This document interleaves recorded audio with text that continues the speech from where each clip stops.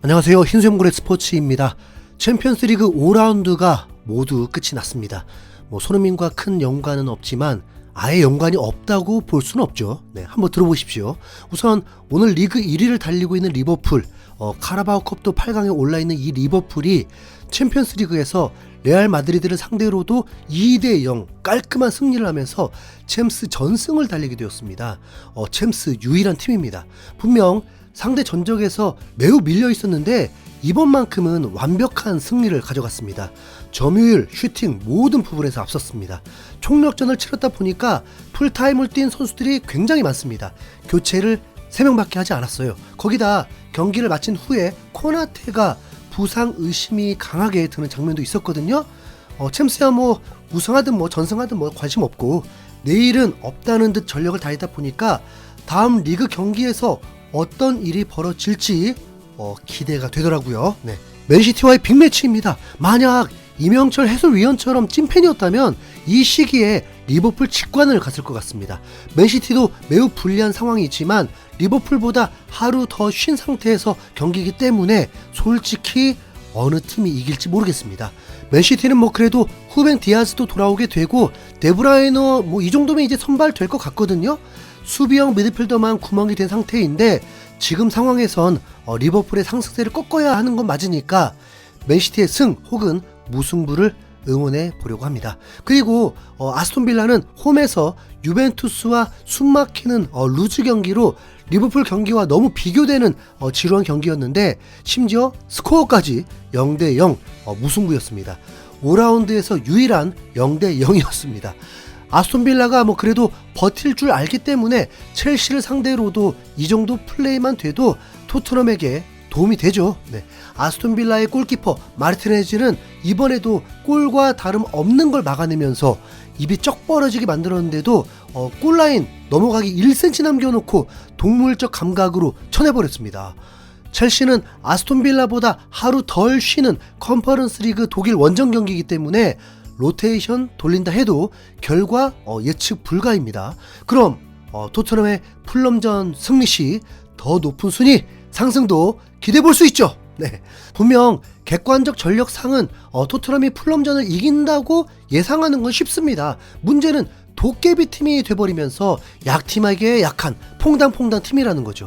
이를 옵타에서마저도 토트넘을 분석했는데 결론은 명확하게 알 수 없다 였습니다. 변수를 많이 가지고 있다고 하죠.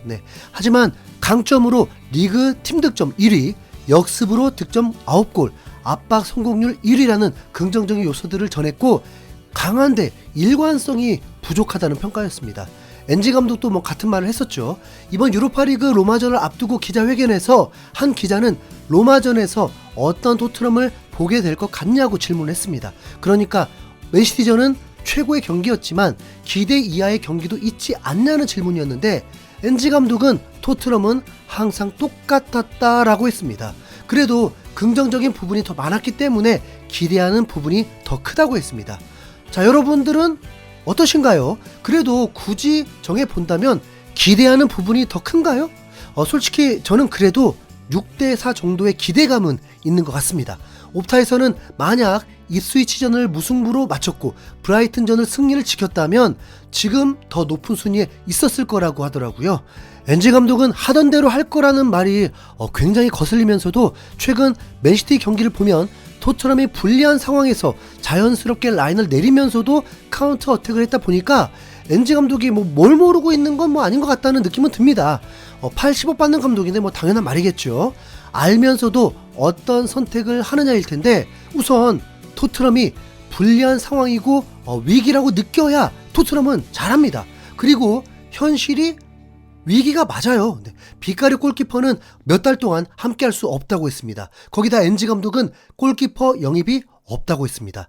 비카리오 골키퍼가 발목 골절로 이탈을 하자마자 해외 언론들은 새로운 골키퍼를 임대해야 한다고 여기저기 골키퍼들을 수소문했는데 정작 엔지 감독은 프레이저 포스터를 믿고 있는 상황입니다. 진짜 침 꼴깍 넘어가죠. 위기 맞죠? 그리고 부상자들의 이탈로 현재 자원들도 과부하가 오게 될 상황이라서 불안합니다.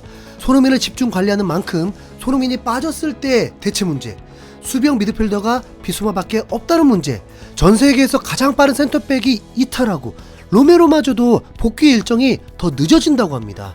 유로파리그에서는 스펜스가 등록도 안 되어 있다는 문제. 이런 상황에서 로마전을 치르는데 이 유로파리그가 가장 큰 문제입니다. 리그와 일정 그 차이가 매우 좁아서 플랜을 어떻게 짜야 할지 난감합니다. 이틀 쉬고 리그이기 때문에 로마와의 경기를 전력을 다하는 것도 문제고 안 하는 것도 문제고. 먼저 토트넘이 전력을 다하면 어떻게 될까요? 로마전은 뭐 손쉽게 이긴다고 봅니다. 현재 AS 로마는 매우 부진한 시즌을 보내고 있습니다. 리그에서도 13경기에서 3승밖에 거두지 못하고 실점이 18실점입니다. 시즌 초반엔 유벤투스 원정에서 비기기도 하고 인터 밀란에게 0대1 패배를 당하면서 선전한 것도 있지만 피오렌티나 공격 축구에 속수무책 당하면서 5실점 대패를 당하고 볼로냐에게 패배, 심지어 베로나에게도 대량 실점 패배를 했습니다. 이 세 경기 모두 원정 경기입니다. 우선 당하고 보는 팀으로 전락되었습니다. 그리고 유로파리그 평균 득점이 딱 한 골입니다. 스웨덴 엘프스보리에게도 패배한 팀이고 벨기에 생주르이지에게도 실점을 했습니다. 토트넘이 방심을 해도 되는 경기인 게 맞습니다. 그런데 방심하면 어떻게 된다고요? 토트넘이 망한다니까요. 현재 토트넘은 16강 직행이 걸린 8위 안에 들어와 있긴 합니다. 7위예요. 이 경기를 맘 편히 잡으면 좋죠. 그리고 웬만해선 토트넘이 16강 진출하는 데는 뭐 어렵지 않습니다. 하지만 경기 수가 추가된다는 건 최악 중에 최악이 됩니다. 그러니까 8위 안에 그대로 머무는 게 굉장히 중요합니다. 그래서 이번 로마전은 경기 1시간 전 명단이 나와봐야 뭘 알 수가 있긴 합니다. 엔지 감독이 풀럼전을 대비한 라인업일지, 리버풀처럼 내일은 없는 라인업일지, 그리고 로마 입장에서도 뭐 마찬가지입니다.